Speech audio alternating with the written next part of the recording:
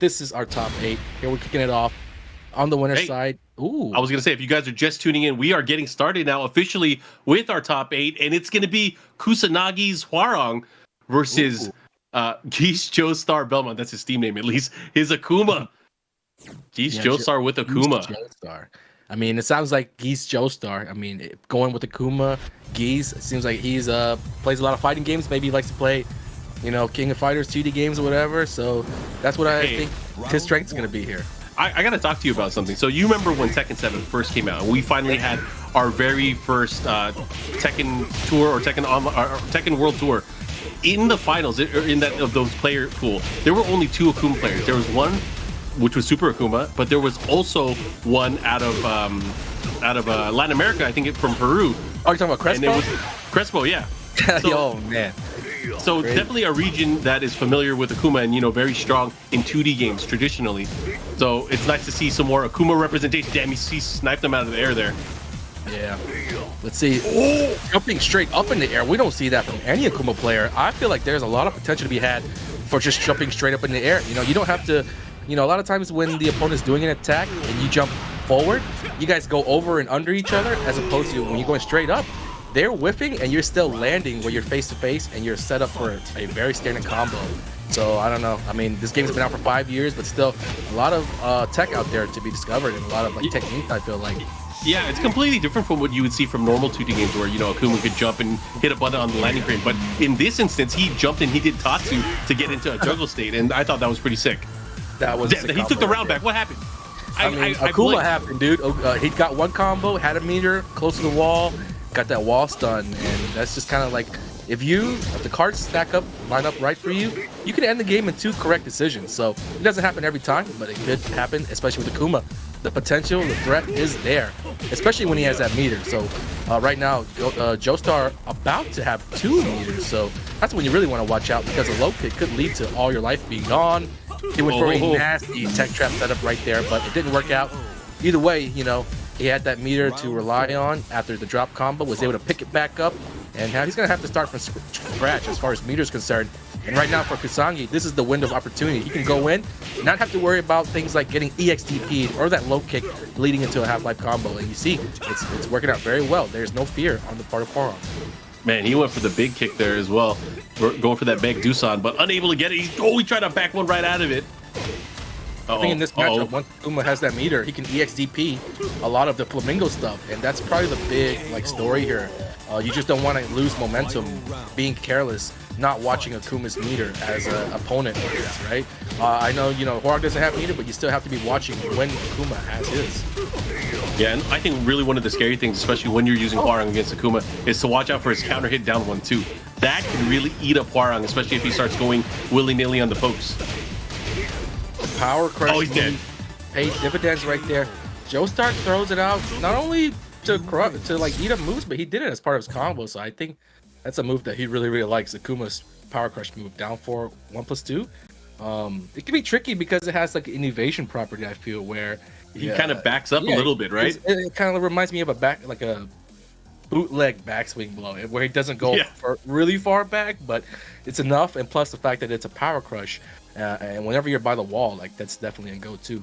I know it's a very common strategy where when you're up big and your opponent's just right there on the verge of death, you just throw out power crush moves, hoping to trade life for life. And if that happens, then you are definitely going to be the winner. Yeah, it's a very different. I mean, it's crazy because, you know, he has 2 different power crushes, right? He has his focus attack, which is high, but then he has this mid one that kind of complements what he can do at the wall. So it's interesting to see, you know. As far as, you know, power crushes by the wall that are scary, I would say the Akuma one pretty scary. Kind of reminds me a little bit of the Bob one that he has with the big belly. Yeah. I don't know. Man, that was a crazy match.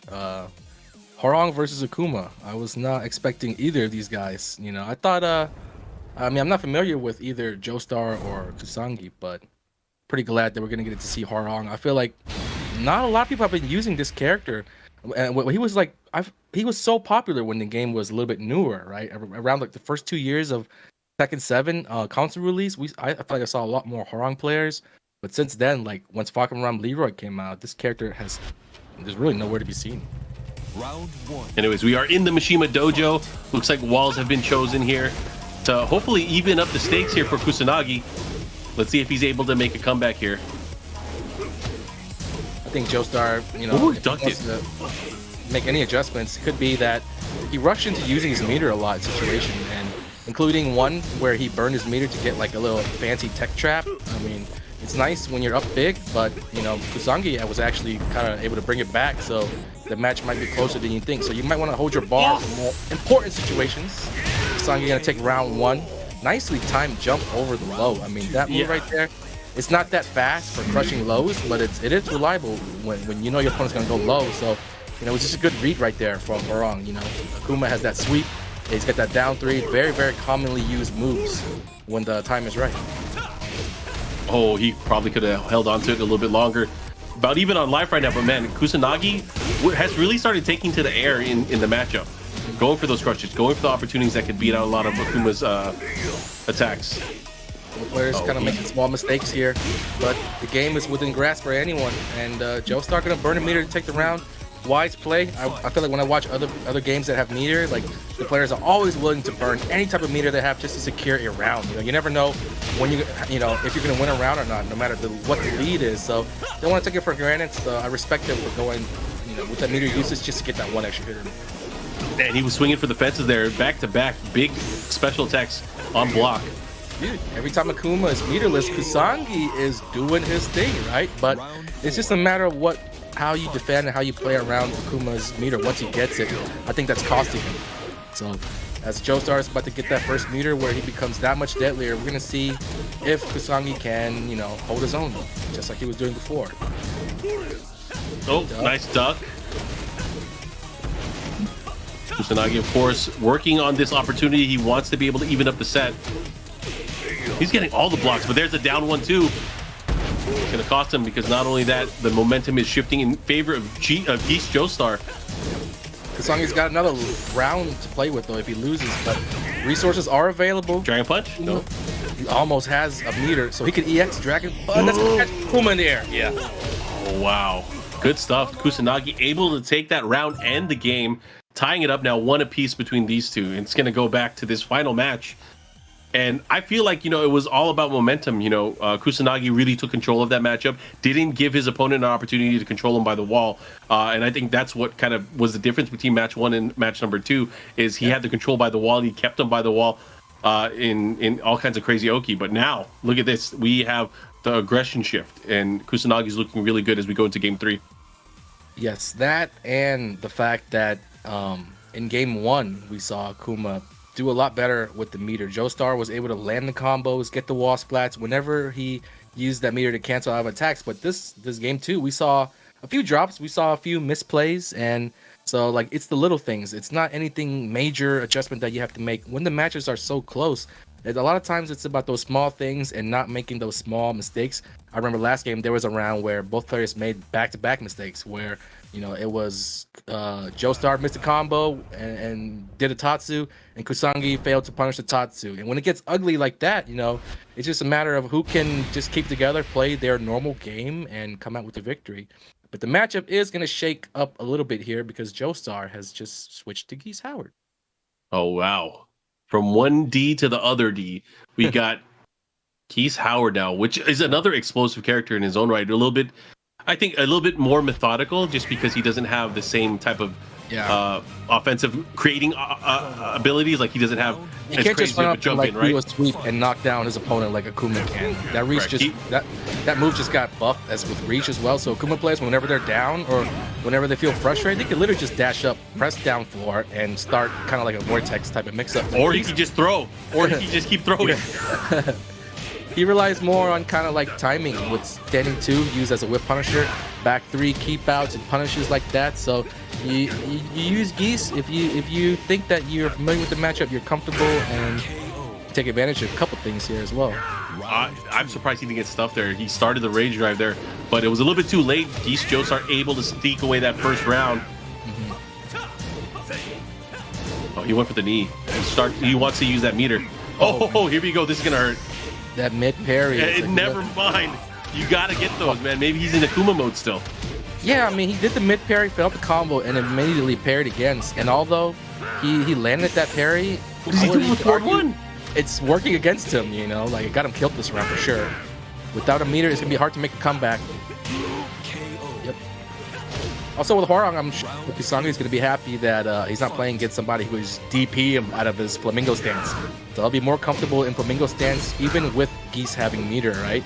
As long as you keep your frames and your attacks, you know, airtight, it's gonna be really hard for him to interrupt. Right there, he caught him. Hit him duck right there. Thought he was gonna take a risk and do the little low thing. 3 jabs. That's like not the first time that Joestar has gone for tech trap style options on the wall either. He did the same thing with Akuma, once even burning a meter to get a tech trap. I mean, those aren't the most reliable strats, and in a close, tight match like this, you might want to go for your more reliable combos. But he does still secure the round, and that's what's most important. All right, Geese Joestar 1 round away here for moving on. Very, very important, of course. You want to be able to get as far into the winners as you can to ensure maximum amount of points, but also just having great positioning as you go into the grand finals. I feel like every time Joestar goes up, you see a strong answer on the. He starts feeling pressure. You know, the heat is on right now. Could be his last chance, so he's stepping up to the plate. Like this is when he goes super aggressive, as you can see. And here we go, Mark. Final round. Starting it off here at Hammerhead. Oh, gets a big counter hit to start it off. Gotta be careful. Kusanagi. One right punch with Geese can change it all. One back 3 with Geese can change it all. And right now they're at the point where they both need to respect each other. That wall is right there too, so one false step and you are backs against the wall just like this. What the back one? Back one's been doing work. Oh, but the wall's gonna mess him up here. And that's the nature of the stage, is sometimes that wall in the positioning is just Geese can kill. Geese can kill the wall. He should get the kill. He should get the kill. You better finish it. 2-4, 1-3, 2-1, I think. 2. It's a 10 hit that you have to input without messing up. And He's not gonna mess it up. Too. This is in the blood. This is in the culture, man. They're KOF players. They know what's up. Yep. So that means that Joestar is gonna be moving on